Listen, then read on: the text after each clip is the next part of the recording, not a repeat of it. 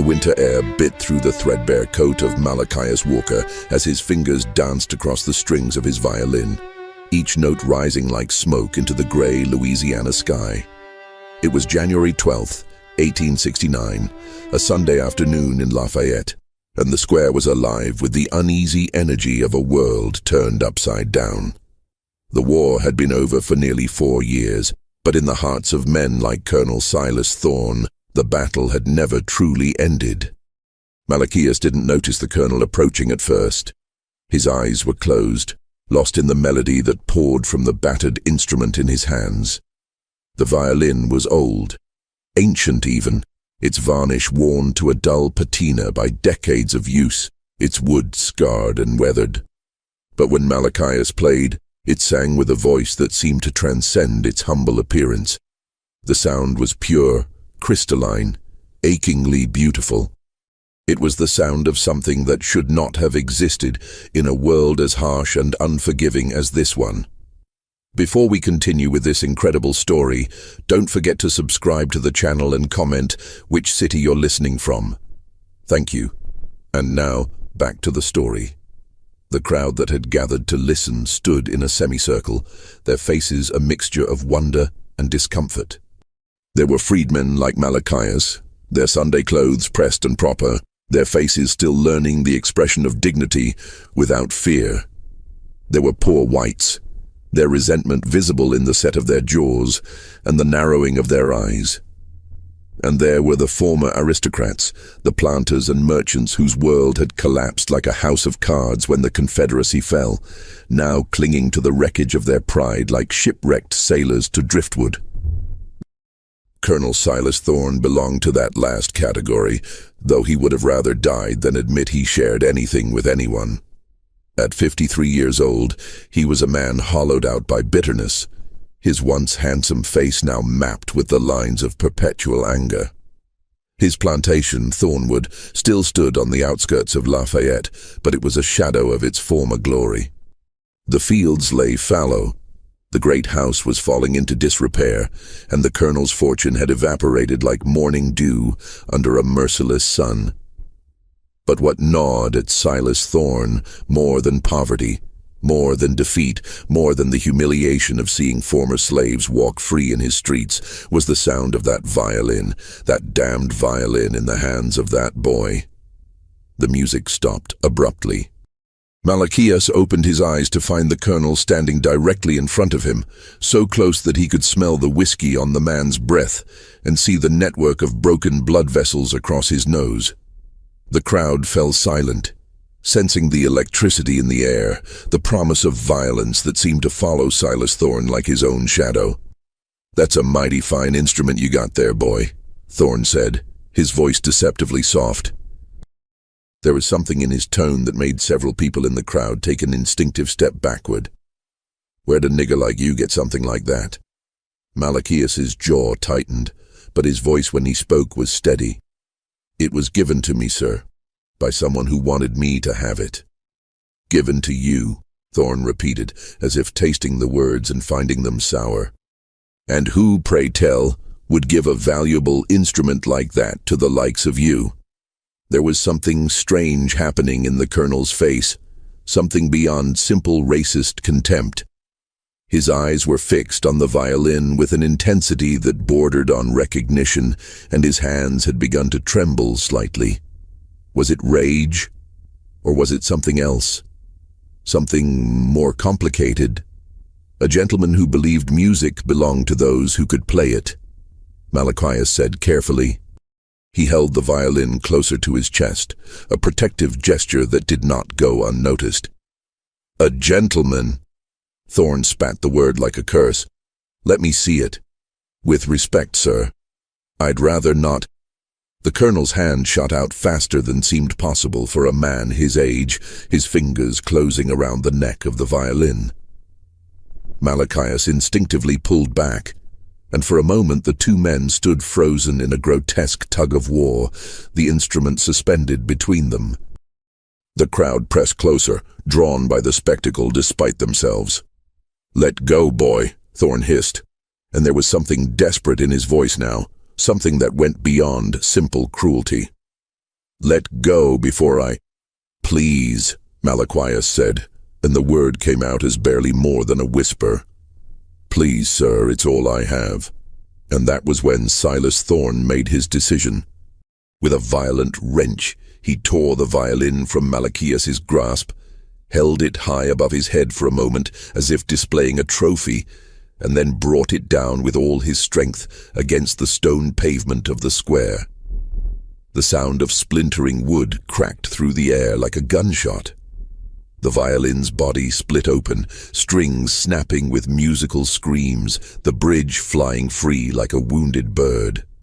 Thorne raised it again and smashed it down once more, then again, until what had been a thing of beauty was reduced to a collection of broken pieces scattered across the cold stone. The silence that followed was absolute. No one spoke.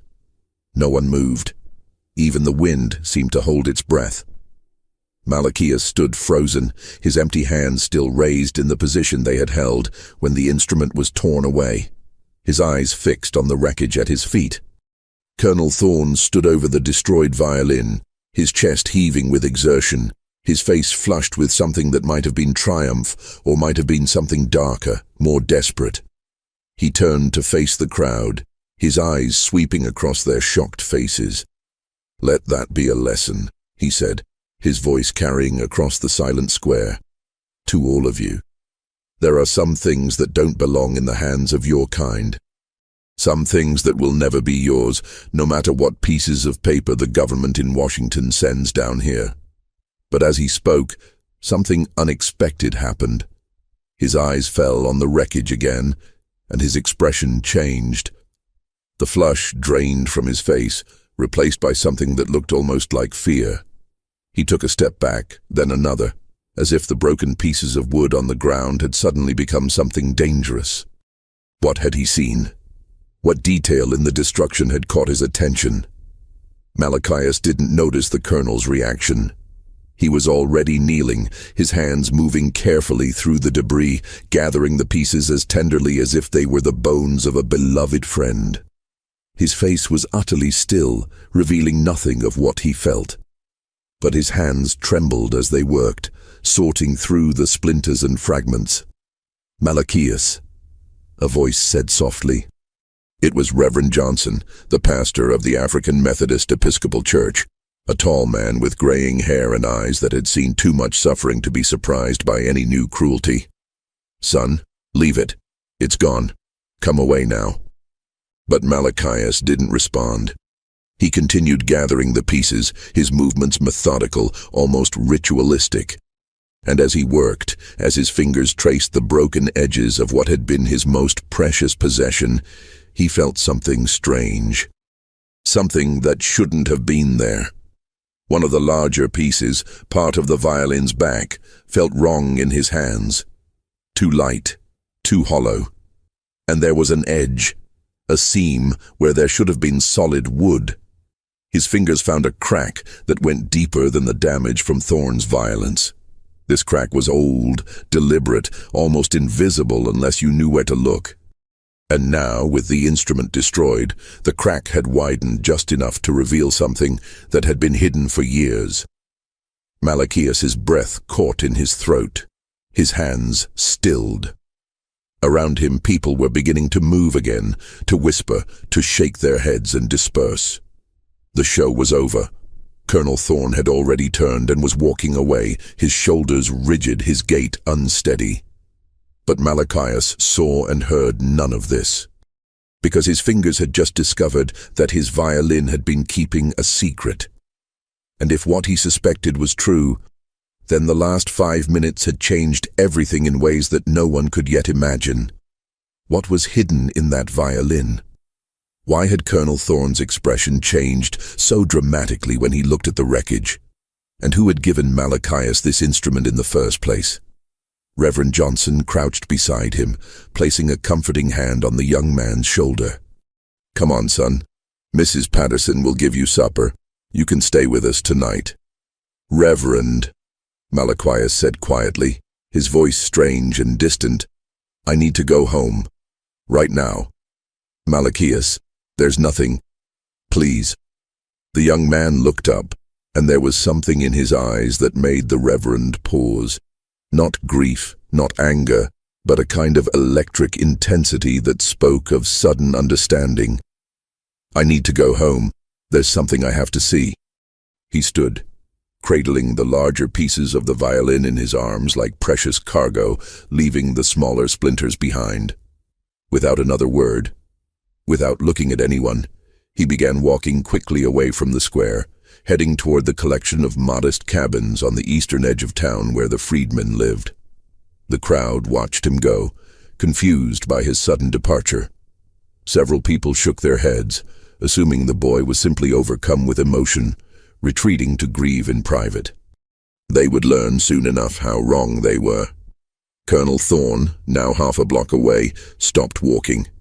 He stood perfectly still in the middle of the street, his back to the square, his head slightly tilted as if listening for something. Then, without warning, he turned and looked back. His eyes found Malachias's retreating figure, and his face went pale. "No," he whispered to himself. "No, he couldn't have. He wouldn't have." But who was he talking about? And what couldn't or wouldn't they have done? Thorne's hand went to his coat pocket, fumbling for something. He pulled out a silver pocket watch, flipped it open, and stared at the time. Then he looked back toward the square, toward his own house in the distance, and made a decision. He began walking quickly in the opposite direction from his home, toward the law offices of Bertram Coates on Main Street. Meanwhile, Malachias was nearly running now, his arms full of broken wood, his mind racing. The cabin he shared with his mother and younger sister came into view, a small structure with a patched roof and smoke rising from the chimney. His mother would be inside, preparing Sunday dinner. She would ask questions. He would have to explain what happened. But first, he had to examine what he had found. He had to be sure. The violin had been given to him 3 years ago, in the summer of 1866, by an old white man named Tobias Thorne, the colonel's father, the patriarch of Thornwood Plantation, a man who had ruled his little kingdom with absolute authority for 40 years. And on his deathbed, burning with fever, Tobias Thorne had called for one person, and one person only. He had called for Malachias. Why had the old master wanted to see a young freedman in his final hours? Why had he given him the violin with such urgency, with such strange intensity? And why had he made Malachias promise with his dying breath never to let anyone take it from him? "Keep it safe," Tobias had whispered, his papery hand gripping Malachias's wrist with surprising strength. "Keep it close, no matter what happens. Promise me." Malachias had promised, not understanding, not questioning. The old man had been kind to him in his way, had taught him to play when he was just a child working in the Thornwood Gardens, had called him to the big house once a week for lessons, ignoring the disapproving looks from his son Silas, the whispered scandals among the other planters' wives. Why would a man like Tobias Thorne care about teaching a slave child to play the violin? What had driven him to defy convention, to risk his standing in the community, to anger his own son? And now, 3 years after Tobias's death, his son had destroyed the instrument with a fury that seemed almost personal, almost desperate, as if he had been searching for an excuse to do exactly that for years. Malachias burst through the door of his cabin, startling his mother, who was stirring a pot over the fire.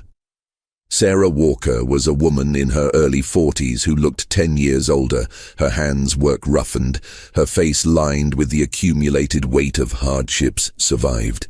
But her eyes were sharp, intelligent, and they saw immediately that something was wrong. "Malachias, what happened? Where's your violin?" He didn't answer. He went directly to the small table in the corner that served as his workspace, swept aside the few items there, and carefully laid out the pieces of the broken instrument. His hands were shaking now, and he had to force himself to move slowly, deliberately. "Baby, what happened?" His mother was beside him now, her hand on his back, Then she saw the destruction, the splintered wood, and her breath hitched. Oh, Lord. Oh, Malachias, who did this? Colonel Thorne. His voice was flat, controlled, but his mother knew him well enough to hear the rage beneath it. Sarah's face hardened. That devil. That evil, bitter devil. He's been looking for a reason ever since his daddy died. Ever since. She stopped abruptly, as if catching herself before saying something she shouldn't. Malachias looked up at her sharply. Ever since what, Mama? Nothing. I just meant ever since the colonel took over the plantation. Times have been hard for him. But there was something in her voice, something evasive, that Malachias had never heard before. He studied his mother's face, seeing things he had never noticed. The way her eyes wouldn't quite meet his, the tension in her shoulders, the way her hand had unconsciously gone to her throat, touching a small scar there that she usually kept hidden. Mama, what aren't you telling me? Nothing, baby. I'm just sorry about your violin. I know how much it meant to you. But Malachias was no longer listening. He had picked up the largest piece of the violin's back, the one with the strange crack, and was examining it in the light from the window. His fingers found the seam, worked at it gently. The wood was old, the glue weakened by time and the violence of its destruction. With a soft cracking sound, a section of the back panel separated, revealing a hollow space that should not have existed. Violins were solid instruments, their construction precise and uniform. There should not have been any hidden cavities, but there was. And inside it, carefully wrapped in oilcloth to protect it from moisture and time, was something that made Malachias's heart begin to pound. It was a document. Several pages actually, folded and sealed with red wax that had cracked with age. The seal bore an imprint, a family crest that Malachias recognized immediately. It was the same crest that appeared on the iron gates of Thornwood Plantation, the Thorne family seal. His hands froze. He looked up at his mother, who had gone completely still, her eyes fixed on the folded papers with an expression of pure shock. Or was it fear? Or recognition? Mama, he said slowly, did you know this was here? Sarah Walker's mouth opened, then closed. No words came out. She looked from the documents to her son's face and back again, and in her eyes, Malachias saw confirmation. She had known, maybe not exactly what was hidden, but she had known there was something. Who was my father? The question came out before Malachias even realized he was going to ask it. It was a question he had never asked before, a question his mother had always deflected with vague references to a good man who died before you were born. His mother's face went gray. Malachias, don't. Who was he? Baby, please, some things are better left. Who was he? The shout filled the small cabin, echoing off the walls. His mother flinched as if struck. In the corner, his younger sister Naomi, 10 years old, emerged from behind the curtain that separated the sleeping area, her eyes wide with fear.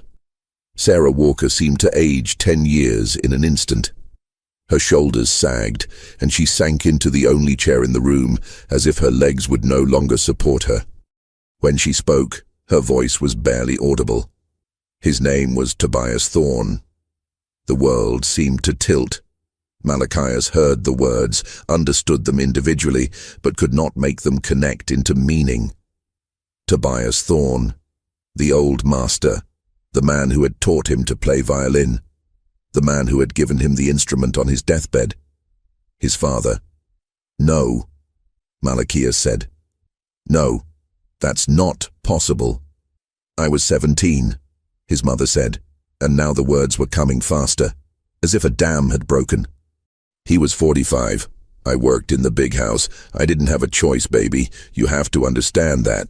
I didn't have a choice about anything back then. The implications crashed over Malachias like a wave. If Tobias Thorne was his father, then Colonel Silas Thorne was his half-brother. The man who had just destroyed his violin was family. And suddenly, the colonel's rage, his personal hatred, made a terrible kind of sense. But there was more. If these documents bore the Thorn family seal, if Tobias had hidden them inside the violin, and then given that violin to his illegitimate son with such urgency, with such insistence that it never be taken away, then what did they contain? Malachias's hands moved almost of their own accord, breaking the ancient wax seal and unfolding the pages. The paper was thick, expensive, the kind used for important legal documents. The handwriting was elegant, each letter perfectly formed, but the ink had faded to a rusty brown with age. He began to read, and with each line, each paragraph, each revelation, the small cabin seemed to grow larger.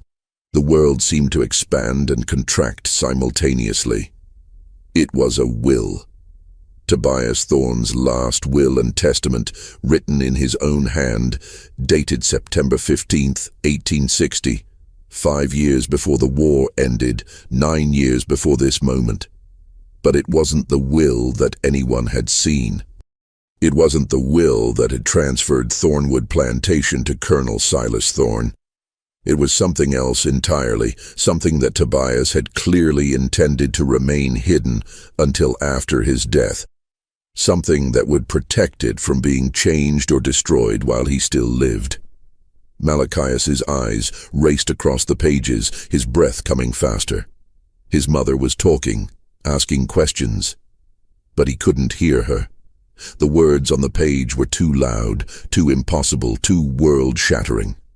Tobias Thorn, in this secret will, had acknowledged Malachias by name, had called him his son, and had bequeathed to him, "In recognition of the sin I committed in bringing him into this world without the protection of my name, and in hope of making some small recompense for that wrong, the entirety of Thornwood Plantation, including the house, the land, and all properties and assets associated with it." But there was more. Attached to the will was a separate document, older still, that made Malachias's blood run cold. It was a certificate of manumission, dated 1858, that freed Sarah Walker and granted freedom to any children born to her, born or yet to be born. His mother had been freed 11 years ago. He had been free his entire life. But no one had known. Because Tobias Thorn had hidden the document, had kept the secret, had allowed his own son to live as a slave, even as the law said he was free. Why? Why would a man do such a thing? Malachias looked up from the pages, his mind reeling. His mother was crying now, silent tears streaming down her face, and Malachias understood, in a flash of terrible insight, why Tobias had hidden these documents, even as he wrote them. Because in 1860, in the South, such revelations would have gotten Sarah killed, would have gotten Malachias killed, would have destroyed any chance they had of surviving. Tobias had waited, had kept the secret, had preserved the documents until after the war, until freedom came and made such truths survivable. But he had died too soon. He had died before he could reveal what he had done, before he could make the will public. And so he had hidden it in the one place where he knew it would eventually be found, in the one object that he knew would stay with his son, the violin. Malachias stood abruptly, the chair scraping against the rough wooden floor. His mind was racing, trying to understand the implications, trying to see the path forward. These documents, if they were authentic, if they could be verified, changed everything. They meant that Silas Thorn had been living in a house that didn't belong to him, managing a plantation that wasn't his, acting as master of an estate that had legally passed to someone else 9 years ago. But would anyone believe it? Would any court in Louisiana, in this fragile and violent time of Reconstruction, honor a will that left a white man's entire estate to his illegitimate black son? Or would these papers be dismissed as forgeries, as fantasies, as dangerous delusions, and more importantly, What would Silas Thorne do when he learned what these documents contained? Because Malachias suddenly understood with absolute certainty why the colonel had destroyed the violin with such fury. He had suspected. Maybe he hadn't known for sure, but he had suspected that his father had hidden something, had left something behind that would threaten Silas's claim to Thornwood. The colonel's strange reaction when he looked at the wreckage, his sudden departure toward the law offices, it all made a terrible kind of sense. Silas knew, or at least he feared.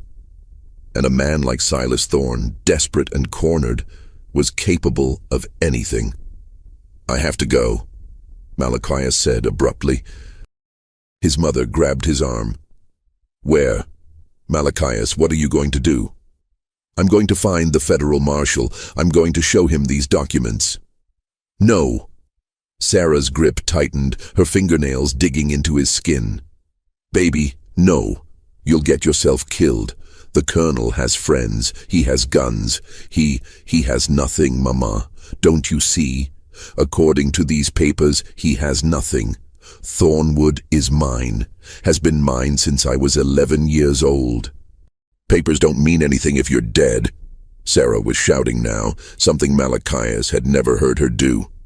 "You think white folks in this town are going to let a black boy walk into court and claim ownership of the biggest plantation in the parish? You think they're going to honor your father's wishes? They'll call you a liar. They'll call you worse, and then they'll string you up from the nearest tree." She was right, of course. Malachias knew she was right. The rational part of his mind, the part that had learned to navigate the dangerous waters of post-war Louisiana, was screaming at him to hide the documents, to leave town, to forget he had ever seen them. But another part of him, a part he had never fully acknowledged before, was burning with a righteous fury that would not be contained. His father had denied him in life, had kept him enslaved even as he wrote words of freedom, had watched him grow up in the fields while living in luxury in the big house. But in death, Tobias Thorne had tried to make amends.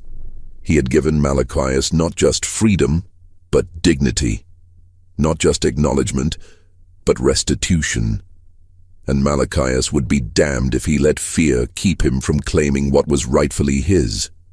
"I'm going," he said quietly, gently removing his mother's hand from his arm. "I have to. You understand that, don't you?" Sarah looked at her son, really looked at him, perhaps for the first time seeing not the boy she had raised but the man he had become.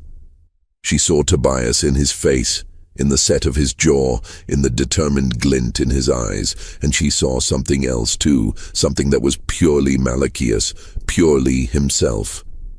"Then I'm coming with you," she said. "Mama, no. Don't argue. If you're going to do this fool thing, you're not doing it alone. Naomi, stay here. Lock the door. Don't open it for anyone but us." The little girl nodded, her eyes huge in her small face, clearly not understanding what was happening but sensing its gravity.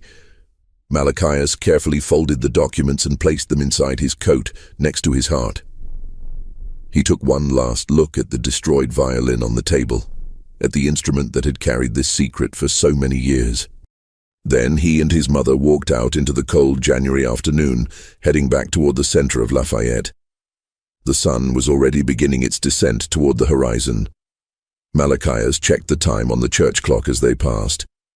It was just after 2 o'clock. 2 hours since the violin had been destroyed. 2 hours since his world had been shattered and remade. What would the next 2 hours bring? The federal marshal's office was on Bourbon Street, in a modest building that had once housed a Confederate recruiting station. The irony was not lost on anyone. Marshal James Garrett was a Massachusetts man, sent south as part of the Reconstruction Administration, and he was one of the few white officials in Louisiana whom the freedmen trusted to dispense anything resembling justice. But even Garrett had his limits. Even he had to live in this town, had to navigate the treacherous political waters between the old Confederate establishment and the new federal order. Would he be willing to enforce a claim as explosive as this one? They would find out soon enough. As they walked through the streets, Malachias noticed people staring. Word had already spread about the incident in the square. Some faces showed sympathy, others satisfaction, still others simple curiosity. But no one tried to stop them, and for that Malachias was grateful. They turned onto Bourbon Street, and the marshal's office came into view, and that was when Malachias saw the horse tied outside, a magnificent black stallion with the Thornwood brand on its flank. Colonel Silas Thorne was already there. Malachias's steps faltered. His mother grabbed his hand, squeezing hard. For a moment they both stood frozen, uncertain.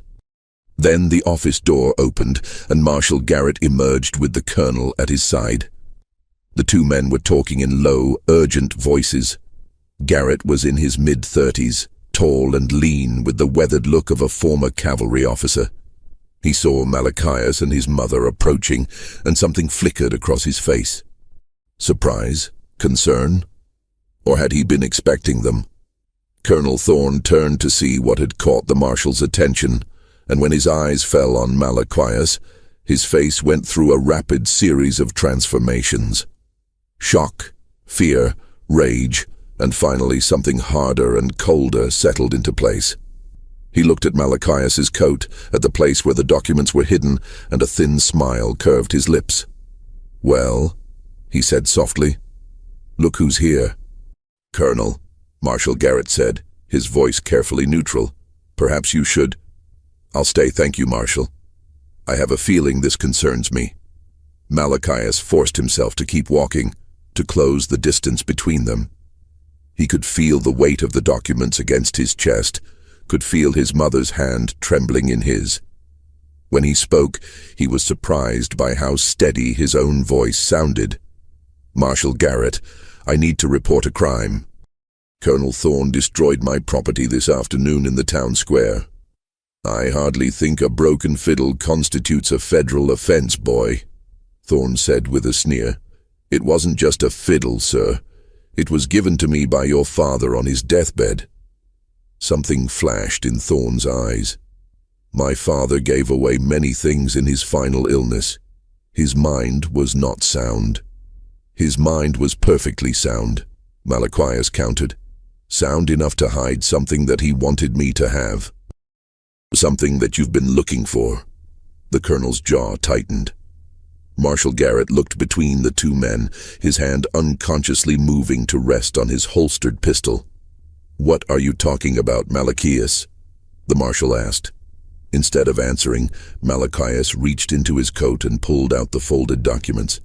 He held them up, making sure both men could see the broken seal, the Thorne family crest. These were hidden inside the violin. "My father, Tobias Thorne, put them there before he gave the instrument to me. They're legal documents, sir. A will and a certificate of manumission."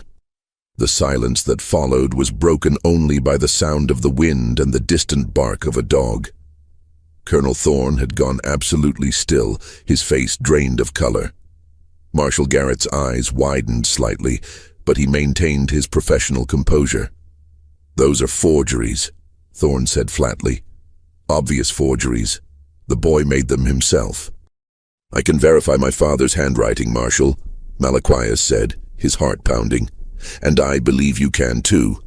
There are records in this office, documents that Tobias Thorne signed, land deeds, tax records.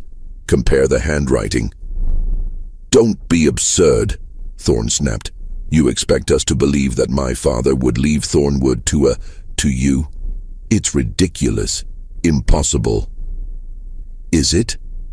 Malachias met the colonel's eyes directly, seeing his own features reflected in that furious face. The same bone structure, the same arch of the eyebrows. How had he never noticed before? "Is it impossible for a man to acknowledge his own blood?" The words hung in the air like a blade. Sarah gasped softly, and Marshal Garrett's eyes darted from Malachias to Thorne and back again, understanding dawning. "Lies," Thorne hissed. "Vicious lies. Marshal, I demand that you arrest this boy for—" "For what, exactly?" Garrett's voice was quiet but firm. For having documents that may or may not be authentic? Malachias, may I see those papers? Malachias handed them over, watching as the marshal unfolded them carefully and began to read. Garrett's face remained neutral, but his eyes moved faster as he progressed through the text. When he finished, he looked up at Malachias with an expression that was difficult to read. "These are serious allegations," he said finally. "If authentic, these documents would represent a significant transfer of property. But authentication will take time. I'll need to compare handwriting samples, possibly bring in expert witnesses, consult with the federal court in Baton Rouge." "How long?" Malachias asked. "Weeks, maybe months." "During which time," Colonel Thorne interjected smoothly, having recovered some of his composure, "this boy will be free to concoct whatever story he likes, to gather supposed witnesses, to create a web of lies designed to steal my family's property." "Your family's property?" Malachias's voice rose despite himself. "You mean the property you inherited through a will that no one ever saw? The will that appeared conveniently after your father's death, with no witnesses to its signing?" "There were witnesses," Thorne shouted. "Dr. Harrison and Judge Pemberton both your friends," Malachias shot back. "Both men who owed your father money." "That's enough." Marshal Garrett stepped between them. "Both of you back up. Colonel, Malachias raises a valid point. The will you probated was never recorded before your father's death, which is unusual for a man of his wealth and standing. He was ill. He made his final arrangements at the last moment, like many men do. Perhaps." Garrett turned to Malachias. "And you, son, must understand that what you're claiming would overturn settled law, settled property rights. Even if these documents are authentic, proving their validity in court will be an uphill battle." "I understand, sir." "Do you? Do you understand that half the men in this town would rather see you hang than see you inherit Thornwood? Do you understand the danger you've put yourself and your family in?" Malachias felt his mother's hand tighten in his own. He understood. Of course he understood. But he also understood something else, something that had crystallized in his mind as he stood there facing his half-brother across the dusty street. "Marshal, with respect, I've been in danger my whole life. Every day I've been alive, I've been in danger of being beaten, killed, sold away from my family, or worse. The only thing that's changed is now I have a chance to be in danger for something that matters, for something that's mine." Garrett studied him for a long moment, then nodded slowly. "All right. I'll take the documents into custody for authentication. In the meantime, both of you are to stay away from each other. Colonel, that means no retaliation. Malachias, that means no attempts to take possession of Thornwood or any of its assets. Are we clear?" "Perfectly," Thorne said coldly. "Yes, sir," Malachias agreed. But as the marshal took the documents and turned to go back into his office, Colonel Thorne leaned close to Malachias and spoke in a voice so low that only he could hear it. "You've made the biggest mistake of your life, boy. My father was a fool and a race traitor, but I'm not. You'll never see a penny of Thornwood. And if you persist in this insanity, you'll find that accidents happen all the time in Louisiana, particularly to uppity niggers who don't know their place." Before Malachias could respond, Thorne had turned and mounted his horse, riding away without a backward glance. Sarah pulled her son close, her whole body trembling. "He's going to kill you," she whispered. "You know that, don't you? He's going to kill you before he lets you take that plantation." "Maybe," Malachias said, "but maybe not. There are witnesses now. The marshal knows. If anything happens to me, it will look suspicious. You think that will stop him?" Malachias didn't answer because he didn't know. Instead, he led his mother back toward their cabin, his mind racing with everything that had happened in the past 2 hours. 2 hours ago, he had been a young freedman with nothing but a violin and a dream. Now he was the potential heir to one of the largest plantations in Louisiana, the acknowledged son of one of the parish's most prominent families. But he was also, perhaps, a marked man. They reached home as the sun touched the horizon, painting the sky in shades of orange and red that looked like fire. Naomi opened the door before they could knock, throwing herself into her mother's arms. The little girl had been crying, and it took several minutes to calm her down and assure her that everything was all right. But was it all right? Malachias stood at the window, looking out at the gathering darkness, and wondered what the night would bring. Would Thorn send men? Would there be violence? Or would the colonel try something more subtle, more legal? Hours passed. Sarah made dinner, but none of them could eat much. They sat together in the small cabin, listening to every sound outside, jumping at every creak and groan of the old boards. But nothing happened. No one came. The night stretched on, long and anxious. Finally, near midnight, there was a knock at the door. Malachias's hand went to the knife he kept on his belt, and Sarah pushed Naomi behind her. They froze, staring at the door as if it might sprout fangs. "Malachias Walker," a voice called from outside. "It's Marshal Garrett. I need to speak with you." Cautiously, Malachias opened the door. The marshal stood there in the moonlight, his face grave. He was alone, which was either a good sign or a very bad one. "Marshal, what's happened? I need you to come with me now." "Why? What's wrong?" Garrett glanced at Sarah and Naomi, then back at Malachias. "There's been an incident at Thornwood. Colonel Thorn is dead." The words didn't make sense at first. Malachias heard them, processed them, but couldn't quite believe them. Dead? How could he be dead? It had only been a few hours since they had stood facing each other in the street. "How?" he managed to ask. "That's what I need to determine. You need to come with me, Malachias. You may be a suspect." "A suspect?"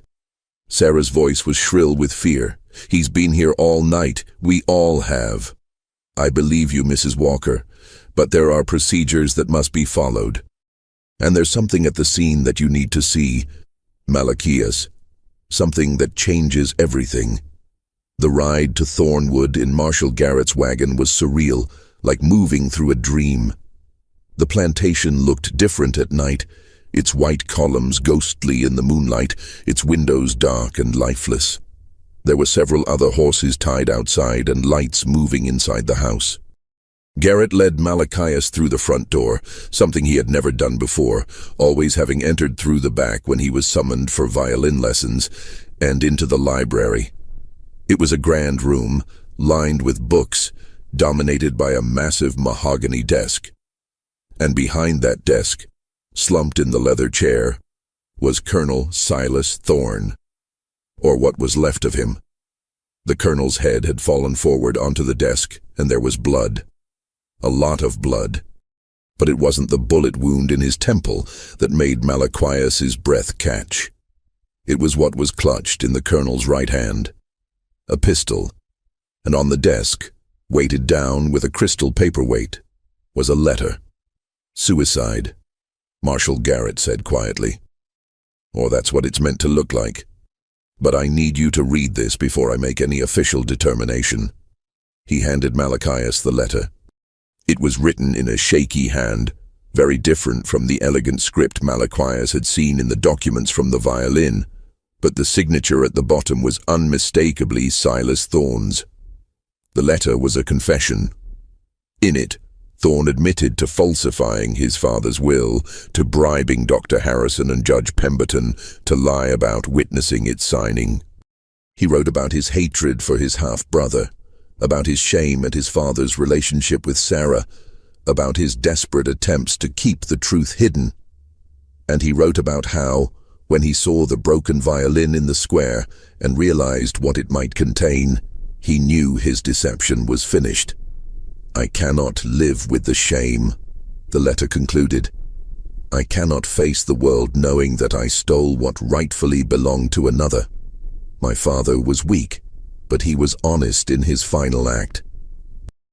I have been neither. May God forgive me. Malachias read the letter 3 times, each reading leaving him more confused. It was too convenient, too perfect, too exactly what he needed to claim Thornwood without any legal challenge. "Marshal," he said slowly, "this doesn't feel right." "No," Garrett agreed. "It doesn't. But the question is, what's wrong with it? Is it a genuine suicide note from a man overcome with guilt? Or is it murder made to look like suicide? And if it's murder, who did it? And why make it so convenient for you?" That was the question that kept Malachias awake for what remained of that night and all through the next day. Who would benefit from Thorn's death? Obviously, he would. But he had an alibi, and while his mother and sister might lie for him, several neighbors had been in and out of their cabin that evening, checking on them, offering support. There were plenty of witnesses to place him far from Thornwood when the colonel died. So who else? Who else knew about the documents? Who else had reason to want Thorn dead?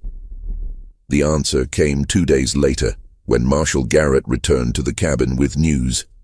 He had found inconsistencies in the supposed suicide note, details that suggested Thorn had been forced to write it.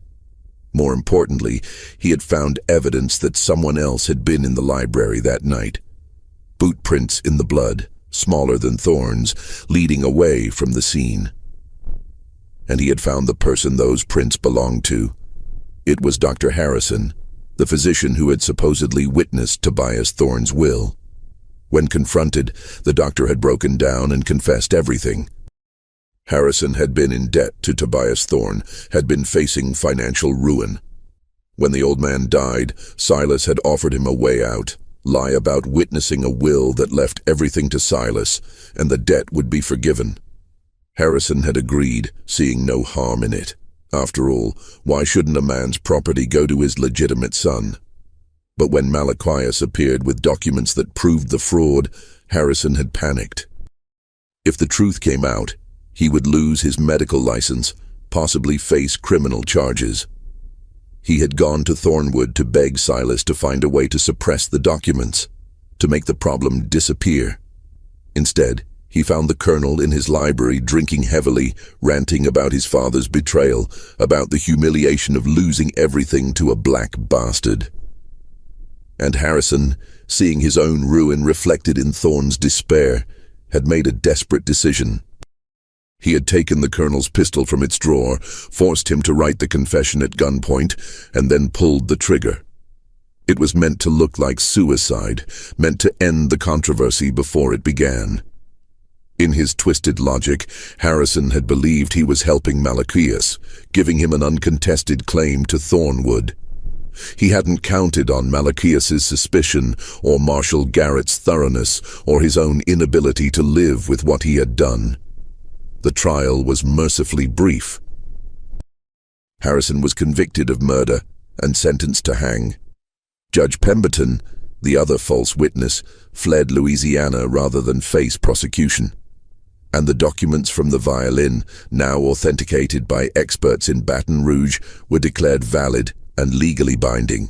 On March 3rd, 1869, less than 2 months after Colonel Thorn had destroyed his violin in the town square, Malachias Walker took possession of Thornwood Plantation. He stood on the front steps of the great house, looking out over the fields where he had once worked as a slave, and tried to comprehend the impossible transformation his life had undergone. His mother stood beside him, and his sister, and Reverend Johnson, and dozens of other freedmen who had come to witness this moment. Some were weeping, some were singing. All of them knew they were watching history being made, watching the old order crumble and something new, something better, struggling to be born. But Malachias felt no triumph, only a profound sadness. He thought about Tobias Thorn, the father who had never claimed him in life, who had taught him music but not how to be a son. He thought about Silas, the half-brother he had never known, whose hatred had consumed him utterly. He thought about Harrison, now awaiting execution, whose greed and fear had led him to murder. And he thought about the violin, destroyed, but ultimately fulfilling its purpose, carrying its secret through the years, until the moment when it could be revealed. That evening, as the sun set over Thornwood, Malachias sat on the front porch of the house that was now his. In his hands, he held the pieces of the violin that he had carefully preserved. He had asked several craftsmen about repairing it, but all had said the same thing. It was beyond saving. The damage was too extensive. The instrument was dead. But Malachias kept the pieces anyway, displayed them in a glass case in the library where Silas had died. He wanted to remember. He wanted anyone who visited Thornwood to see those broken fragments and understand that sometimes destruction is necessary for truth to emerge, that sometimes things must be broken before they can be made whole. He hired teachers and opened a school on the plantation for freedmen's children. He divided the land, giving parcels to families who had once worked it as slaves, transforming Thornwood from a monument to oppression into something like a community. He learned to play piano since violin was now impossible, and in the evenings he would play in the library, filling the house with music it had rarely heard. And sometimes, late at night, he would take out the pieces of the destroyed violin and run his fingers over the broken wood, feeling the hollow space where the documents had been hidden, and he would wonder about the strange path his life had taken. If Colonel Thorne had not destroyed the violin, would the truth ever have emerged? If Tobias had lived a year longer, would he have had the courage to reveal what he had done? If Malachias had been less curious, less persistent, would he have simply walked away from the broken instrument and never discovered its secret? He would never know the answers to these questions, but he knew this. 2 hours had changed everything. 2 hours between destruction and revelation, between despair and hope, between one life and another entirely. The violin had been destroyed, but in its destruction it had done what its music never could. It had told the truth. It had righted a wrong. It had transformed a slave into a master, not through violence or vengeance, but through the patient keeping of a secret until the moment was right for it to be known.